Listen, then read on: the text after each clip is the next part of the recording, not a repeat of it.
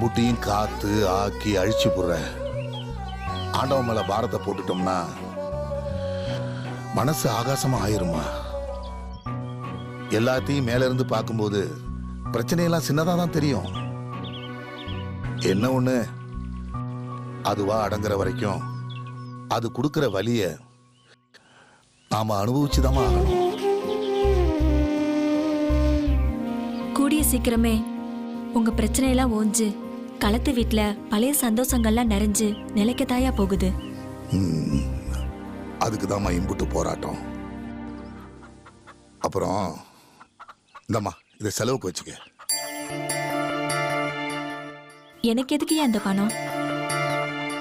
இருக்கிறதுக்கு இடம் கொடுத்தா மட்டும் பத்தாதுமா, உசுறு வாழ்றதுக்கு சோறு வேணும்ல. இந்தம்மா இந்த செலவுக்கு வச்சுக்க. இந்தா வாங்கிக்க. ஐயா, நான் கொடுத்த மோரை தான் வேணான்னு சொல்லிட்டீங்க. ஏதாவது சாப்பிட கொண்டு வரவா? காசு கொடுத்த உடனே சாப்பிடுறீங்களேயான்னு கேக்குற? ஐயா இல்லம்மா, உலகமே அப்படித்தான். அது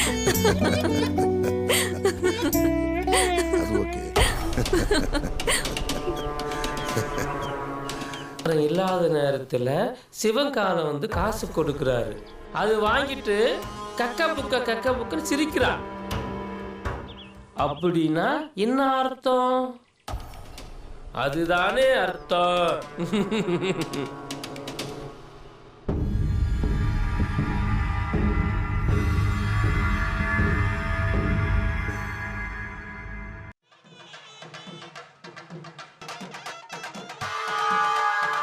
அண்ணே இருண்ணே, போய் பார்த்துட்டு வந்துடுறேன்.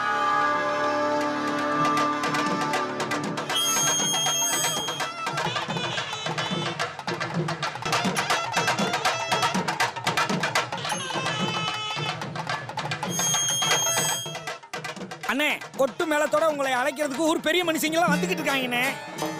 நெசமாவாடா? ஆமாண்ணே. பிறகுண்ணே கிளம்பிட வேண்டியதானே? டேய், உடனே கிளம்புனா நம்மளுக்கு மரியாதை இல்லை. நம்மளை இவ்வளோ நேரம் காக்க வச்சாங்கல்ல, அவங்களும் செத்த நேரம் காத்துக்கிட்டுடா. டேய் ஆத்தாடி, நீ வெளியே போய் கொட்டை விடாம அடிக்க சொல்லு. அப்பத்தான் கூட்டம் கூடும். அப்படி கூட்டம் கூடும்போது நான் வெளியே வந்தா தோரணையா இருக்கும். சரியா? போ.